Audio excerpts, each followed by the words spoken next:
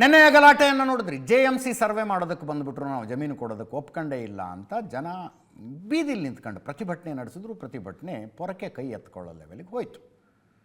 ಪೊರಕೆ ಒಂದೇ ಏನು, ಕಲ್ಲು ತಗೊಂಡು ಸರ್ವೆ ಮಾಡೋದಕ್ಕೆ ಬಂದವರ ಗಾಡಿಗಳ ಮೇಲೂ ಜನ ಹಾಕಿದ್ರು. ನೂಕಾಟ ತಳ್ಳಾಟಗಳಾದವು. ಇವತ್ತು ಹೇಳ್ತಾ ಇದ್ದೀನಿ ನಾನು, ರಾಮನಗರ ಪೊಲೀಸರು ಸಂಯಮದಿಂದ ವರ್ತಿಸಿದರು. ಶ್ರೀನಿವಾಸ ಗೌಡ ಅಲ್ಲಿನ SP.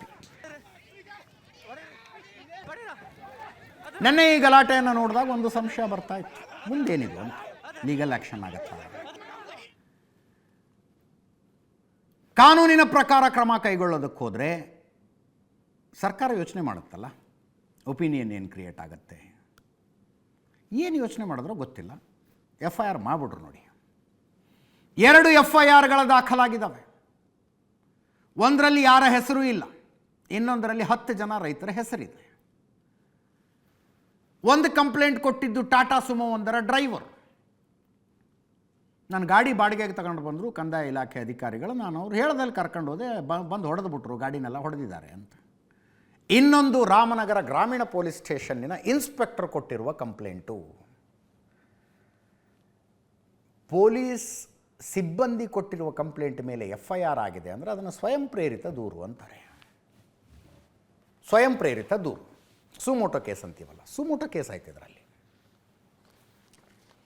ಪ್ರಕಾಶ್, ನಾಗರಾಜು, ಕೃಷ್ಣ, ಯಶವಂತ್, ರೇವಣ್ಣ, ಜಯಮ್ಮ, ಭಾಗ್ಯ, ಮೋಹನ್, ವರಲಕ್ಷ್ಮಿ, ಹರೀಶ್ ಮುಂತಾದವರ ಹೆಸರುಗಳನ್ನು ಹಾಕಿದ್ದಾರೆ. 3 ಜನ ಹೆಣ್ಮಕ್ಳು, 7 ಜನ ಗಂಡುಮಕ್ಕಳ ಹೆಸರು. ಈ FIRನಲ್ಲಿ ಬಂದಿರುವ 10 ಜನರ ಪೈಕಿ 3 ಜನ ಹತ್ತಿರದಲ್ಲಿ ಎಲ್ಲೂ ಇರಲೇ ಇಲ್ಲ ಅನ್ನೋದೊಂದು ಚರ್ಚೆ ಆಗ್ತಾ ಇದೆ. ಕೇಳಿದ್ರೆ ಅದು ಮ್ಯಾಟರ್ ಆಫ್ ಇನ್ವೆಸ್ಟಿಗೇಷನ್ ಬಿಡಿ ಅಂದ್ಬಿಡ್ತಾರಷ್ಟೇ.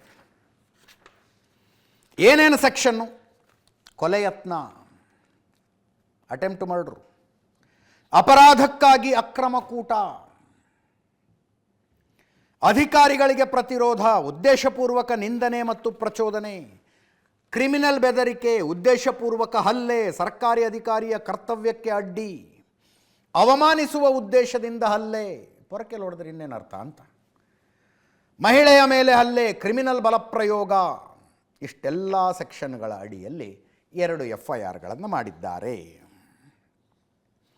JDSನ ಲೀಗಲ್ ಟೀಮ್ನವ್ರು ಬಂದಿದ್ದಾರೆ, ನೀವು ತಲೆ ಕೆಡಿಸ್ಕೋಬೇಡಿ, ನಾವು ಜಾಮೀನು ಕೊಡಿಸ್ತೀವಿ ನಿಮಗೆ ಅಂಥೇಳಿ 2 ವಕೀಲರು ಬಂದು ಆರೋಪಿಗಳಾಗಿರುವವರ ಎಲ್ಲ ವಿವರಗಳನ್ನು ತಗೊಂಡು ನಾವು ವಕಾಲತ್ನಾಮ ಅಂತ ಒಂದಿರುತ್ತೆ, ಅದಕ್ಕೊಂದು ಸೈನ್ ಹಾಕಿಸ್ಕೊಂಡು ಹೋಗಿದ್ದಾರೆ.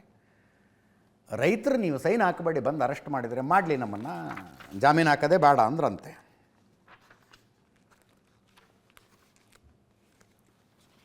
ಕುಮಾರಸ್ವಾಮಿಯವರು ಹೇಳಿದ್ರು, ಅವ್ರು ನೆನ್ನೆನೇ ಹೇಳಿದರು, ಕಾನೂನು ಕೈಗೆತ್ತಿಕೊಳ್ಳದೆ ಪ್ರತಿಭಟನೆ ಮಾಡಿ ಲೀಗಲ್ ಫೈಟ್ ಮಾಡೋಣ ನಾವು ಅಂತ. ಇದು ಕುಮಾರಸ್ವಾಮಿ ಕೃಪಾಪೋಷಿತ ನಾಟಕ ಮಂಡಳಿಯಿಂದ ನಡೆದ ಗಲಾಟೆ ನೆನ್ನೆ ಅಂತ ಬಾಲಕೃಷ್ಣ ಅವರು ಹೇಳ್ತಾ ಇದ್ದಾರೆ. ಮಾಗಡಿ ಶಾಸಕ ಬಾಲಕೃಷ್ಣ. DK ಶಿವಕುಮಾರ್ ಅವರಿಗೆ ಕಳಂಕ ತರೋದಕ್ಕೆ ಇಂಥ ಪಿತೂರಿ ಮಾಡ್ತಾ ಇದ್ದಾರೆ. DK ಶಿವಕುಮಾರ್ ಮುಖ್ಯಮಂತ್ರಿ ಆಗಿದ್ದನ್ನು ಇವರಿಗೆ ತಡ್ಕೊಳ್ಳೋಕ್ಕೆ ಆಗ್ತಿಲ್ಲ ಅಂತ ಮಾಗಡಿ ಬಾಲಕೃಷ್ಣ ಅವರು ಹೇಳೋದು ಕೇಳಿಸ್ಕೊಳ್ಳಿ. ಈ ಘಟನೆ ಆಗಿ 1 ಅವರ್ಗೆ ಒಬ್ಬ ರಾಷ್ಟ್ರೀಯ ನಾಯಕರು ಮೀಡಿಯಾ ಮುಂದೆ ಬರ್ತಾರೆ ಅಂದರೆ ಇದರ ಹಿನ್ನೆಲೆ ಏನು ಅಂತ ನೀವೇ ವಿಶ್ಲೇಷಣೆ ಮಾಡಬೇಕು. ಇದು ಜನತಾದಳದ ಕೃಪಾಪೋಷಿತ ನಾಟಕ ಮಂಡಳಿ, ಅಲ್ಲಿ ನೆನ್ನೆ ಗಲಾಟೆ ಮಾಡಿರ್ತಕ್ಕಂಥದ್ದು. ಇಲ್ಲಿ ಉದ್ದೇಶಪೂರ್ವಕವಾಗಿ ಇದೊಂದು ಸೀನ್ ಕ್ರಿಯೇಟ್ ಮಾಡಬೇಕು ಅಂತೇಳಿ ಸನ್ಮಾನ್ಯ ಕುಮಾರಸ್ವಾಮಿರವರು ಕೂತ್ಕೊಂಡು ಇವ್ರನ್ನೇ ಮುಖ್ಯಮಂತ್ರಿ ಮಾಡ್ತೀವಿ ಅಂತ ಒಪ್ಕೊಂಡ್ಬಿಟ್ಟು ಅವ್ರು ಏನೋ ಗೊತ್ತಿಲ್ಲ, BJP ಅಷ್ಟೊಂದು ವೀಕ್ ಆಗ್ಬಿಡೈತೆ ಈ ರಾಜ್ಯದಲ್ಲಿ, ನಾನು ವಿಜೃಂಭಣೆಯಿಂದ ಈ ರಾಜ್ಯದಲ್ಲಿ ಮುಂದಿನ ಮುಖ್ಯಮಂತ್ರಿಯಾಗಿ ಮೆರಿಬೇಕು, ಇದನ್ನ ಮಾಡಿಸಿರ್ತಕ್ಕಂಥದ್ದು. ಇದು ಯಾಕೆ ಈ ಮಾತು ಹೇಳ್ತೀನಿ ಅಂತಂದ್ರೆ, ಇದಾಗಿ 1 ಗಂಟೆ 2 ಗಂಟೆಗೆ ಆಗಲೇ ಮೀಡಿಯಾ ಮುಂದೆ ಬಂದ್ಬಿಡ್ತಾರೆ ಅವ್ರು. ಕುಮಾರಸ್ವಾಮಿ ಅವರು ಎಚ್ಚರಿಕೆ ಕೊಡ್ತಾರೆ, ಎಚ್ಚರಿಕೆ, ಪೊಲೀಸ್ನವ್ರಿಗೂ ಎಚ್ಚರಿಕೆ ಕೊಡ್ತಾರೆ. ಇವೆಲ್ಲ ಬಿಡಬೇಕು. ಒಬ್ಬ ನುರಿತ ರಾಜಕಾರಣಿ ಇಂಥ ಚಿಲ್ಲರೆ ರಾಜಕಾರಣ ಮಾಡೋದನ್ನ ಬಿಡಬೇಕು ಅಂತೇಳಿ ಮನವಿ ಮಾಡ್ತೀನಿ ಕುಮಾರಸ್ವಾಮಿ ಅವರಲ್ಲಿ. ಈಗ ಹೊಡೆದಿದಾರಲ್ಲ ಅಮಾಯಕರು, ಅವ್ರ ಮೇಲೆ ನ್ಯಾಚುರಲಿ ಕೇಸ್ ಆಗ್ತದೆ. ಯಾರು ಇದಕ್ಕೆ ಹೊಣೆಗಾರರು? ಒಬ್ಬ ಅಧಿಕಾರಿಗಳು ಸ್ಥಳಕ್ಕೆ ಹೋದಾಗ ನೀವು ಪ್ರತಿಭಟನೆ ಮಾಡೋದು ಬೇರೆ ವಿಚಾರ, ಆದರೆ ನೀವು ಹೊಡಿತೀರಾ ಅಂತಂದ್ರೆ ಇದು ದೌರ್ಜನ್ಯ ಅಲ್ವಾ? ನೀವು ಏಕಾಏಕಿ ಕೈ ಮಾಡ್ತಾರೆ, ನೀವು ನಮ್ಮ ಜಾಗಕ್ಕೆ ಬರಬೇಡಿ ಅಂತ ನಿಮ್ಮ ಜಾಗದಲ್ಲಿ ನಿಂತ್ಕೊಂಡು ಪ್ರತಿಭಟನೆ ಮಾಡಿ, ಸರ್ಕಾರಿ ಕೆಲಸಕ್ಕೆ ಅಡ್ಡಿಪಡಿಸಿದ್ರು ಅಂತ ಹೇಳಿ ಕೇಸ್ ಆಗ್ತದೆ. ಇವರೆಲ್ಲ ಅಮಾಯಕರೆಲ್ಲ ಪಾಪ ಈಗ ಕೋರ್ಟು ಕಚೇರಿ ವರ್ಷಾನುಗಟ್ಟಲೆ ಅಲಿಬೇಕಾಗ್ತದೆ. ಇದಕ್ಕೆ ಕುಮಾರಸ್ವಾಮಿ ಅವ್ರ ಜವಾಬ್ದಾರಿ ಆಗ್ತಾರಾ? ಇದು ಒಪ್ಪಿಗೆ ಕೊಟ್ಟಿರ್ತಕ್ಕಂಥ ರೈತರ ಜಾಗಕ್ಕೆ ಹೋಗಿ JMC ಮಾಡ್ತಾ ಇರ್ತಕ್ಕಂಥದ್ದು. ಅವ್ರು ರೈತರುಗಳೇ ಹೇಳ್ತಾ ಇದ್ದಾರೆ ನಮಗೆ, ನಾವು ನಮ್ಮ ಜಮೀನಲ್ಲಿ ನಾವು ಮಾಡಿಸ್ಕೊಂತೀವಿ ಬನ್ನಿ ಅಂತ. ನಮಗೆ ಗೊತ್ತಿರಲ್ಲ ಇದು ಹಿಂಗೆ ಆಗ್ತದೆ ಅಂತ. ಇಲ್ಲ ನಾವೇ ರೈತರನ್ನ ಕರ್ಕೊಂಡು ಮಾಡಿಸ್ತಿದ್ದೋ ನಾವು. ಅವ್ರ ಉದ್ದೇಶ ಏನಂದರೆ ತಿಕ್ಕಾಟ ಆಗಬೇಕು, ಗಲಾಟೆ ಆಗಬೇಕು, ಸ್ಟೇಟ್ ನ್ಯೂಸ್ ಆಗಬೇಕು, ನ್ಯಾಷನಲ್ ನ್ಯೂಸ್ ಆಗಬೇಕು, DK ಶಿವಕುಮಾರ್ ಅವರು ಕೆಟ್ಟ ಹೆಸರು ಬರಬೇಕು. 100% ಭಾಗ ಮುಂದುವರಿಸ್ತೀವಿ.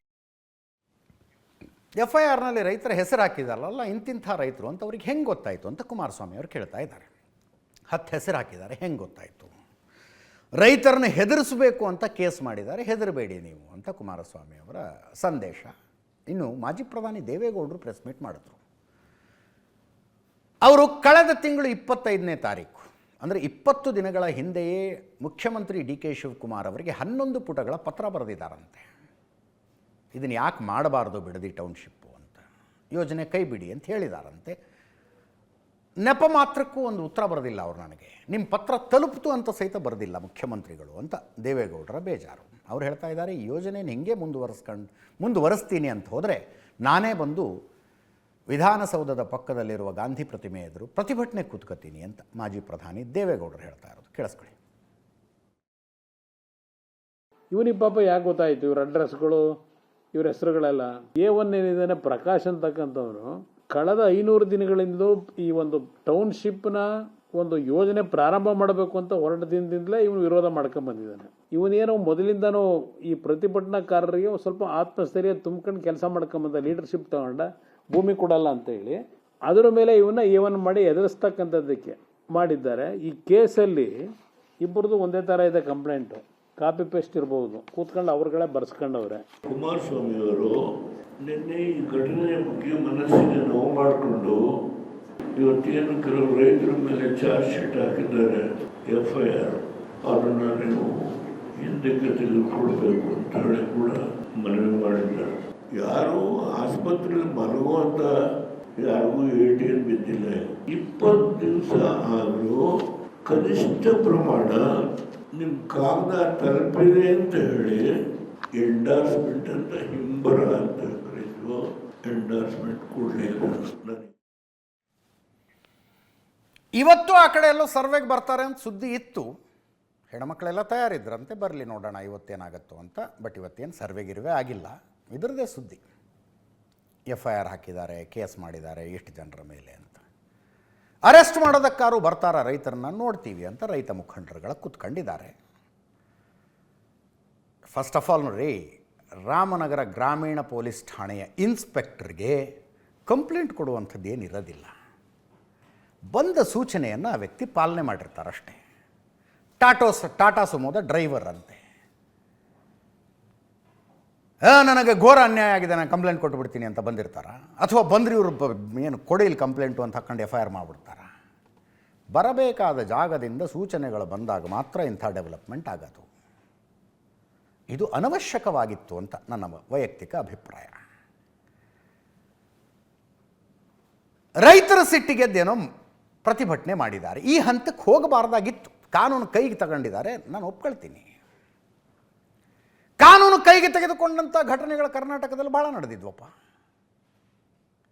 ಹಳೆ ಹುಬ್ಬಳ್ಳಿ ಗಲಭೆ ಪ್ರಕರಣ, FIR ಮಾಡಿದ್ರು ಪೊಲೀಸರು, ಈ ಆರೋಪಿಗಳನ್ನು ಇದ್ದಲ್ಲಿಂದ ಎಲ್ಲ ಕರ್ಕೊಂಬಂದರು, ಚಾರ್ಜ್ ಶೀಟ್ ಮಾಡಿದ್ರು.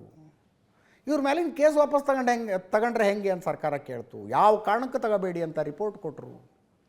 ಕ್ಯಾಬಿನೆಟ್ನಲ್ಲಿ ತಗೊಂಬಿಟ್ರಿ ವಾಪಸ್ಸು. ಹಳೆ ಹುಬ್ಬಳ್ಳಿ, ಚಿತ್ತಾಪುರ ಗಲಭೆ ಪ್ರಕರಣ, ಆಳಂದದ ಗಲಭೆ ಪ್ರಕರಣ ಎಲ್ಲ ಸೇಮ್. ಗಲಭೆಕೋರರವರು ಯಾರು ತಮ್ಮ ಮನೆ ಆಸ್ತಿ ಬಡ್ದಾಡೋಕೆ ಆಸ್ತಿಗೆ ಅಲ್ಲ ಜಗಳ ಆಗಿದ್ದು, ಅಂಥಲ್ಲೆಲ್ಲ ವಾಪಸ್ ತಗೋತೀರಿ ಕೇಸ್ಗಳನ್ನು. ಇಲ್ಲಿ ಬಂದು FIR ಹಾಕೊಂಡು ಕೂತ್ಕೊಂಡಿದ್ದೀರಿ. ಏನ ಈ ಗಲಾಟೆ ನಡೆಯುವ ತನಕ ಈ ಕೇಸಿಗಿದ್ದ ತೂಕ ಒಂದು, ಗಲಾಟೆ ನಡೆದ ನಂತರ ಕೇಸಿಗೆ ಬಂದಿರುವ ತೂಕ ಇನ್ನೊಂದು. ಸರ್ಕಾರ I think this is high time ಯೋಚನೆ ಮಾಡಬೇಕು ಒಂದು ಸಲ. ಇಷ್ಟೆಲ್ಲದರ ಮಧ್ಯದಲ್ಲಿ ನಿಜವಾಗ್ಲೂ ಬಿಡದಿ ಟೌನ್ಶಿಪ್ ಮಾಡಬೇಕಾ ನಾವು, ಅಥವಾ ಇಡೀ ಪ್ಲ್ಯಾನೇ ಚೇಂಜ್ ಮಾಡಿ ಯಾವ ಗ್ರಾಮಗಳಲ್ಲಿ 80%ಕ್ಕಿಂತ ಜಾಸ್ತಿ ಕೊಡೋದಕ್ಕೆ ಹೊರಟಿದ್ದಾರೋ ರೈತರು, ಬಿಟ್ಕೊಡ್ತೀವಿ ಅಂತಾರೋ ಆ ಗ್ರಾಮಗಳನ್ನು ಮಾತ್ರ ಸೇರಿಸಿಕೊಂಡು, ಸಾವಿರಾರು ಎಕರೆ ಸರ್ಕಾರಿ ಜಮೀನೇ ಇದೆಯಂತೆ, KIDB ಅವರು ಅವಾಗ ತಗೊಂಡಿದ್ದು ಇವಾಗ ತಗೊಂಡಿದ್ದು ಎಲ್ಲ ಸೇರಿಸ್ಕೊಂಡು ಇನ್ನೊಂದು ಆಲ್ಟರ್ನೇಟಿವ್ ಪ್ಲ್ಯಾನ್ ಮಾಡ್ಕೋಬೇಕಪ್ಪ. ಸದ್ಯಕ್ಕಂತೂ ಬೇಡವೇನೋ ಅನಿಸುತ್ತೆ. ಈ ಮಧ್ಯೆ ಕ್ಯಾಬಿನೆಟ್ ಎಕ್ಸ್ಪಾನ್ಷನ್ನು ಇಂಟ್ರಡಕ್ಷನ್ನಲ್ಲೇ ಹೇಳಿದೆ ನಾನು. 18ನೇ ತಾರೀಕಿಗಿಂತ ಮುಂಚೆ ಆಗೋದಿಲ್ಲ, 6ನೇ ತಾರೀಕಿನ ನಂತರ ಆಗೋದಿಲ್ಲ, ಅದರ ಮಧ್ಯದಲ್ಲಿ ಒಂದು ದಿವಸ ಆಗುತ್ತೆ. ರಾಜ್ಯದಿಂದ ನಾಯಕರುಗಳು ದೆಹಲಿಗೆ ಹೋಗಿ ಬರೋದಿದೆ. ಇನ್ನು 40 ಆಕಾಂಕ್ಷಿಗಳ ಪೈಕಿ 30 ಜನ ಆಕಾಂಕ್ಷಿಗಳು ದಿಲ್ಲಿಲೇ ಇದ್ದಾರೆ. ಅವರ ಪೈಕಿ 17 ಜನ ಕರ್ನಾಟಕ ಭವನದಲ್ಲೇ ಸ್ಟೇ ಮಾಡಿದ್ದಾರೆ.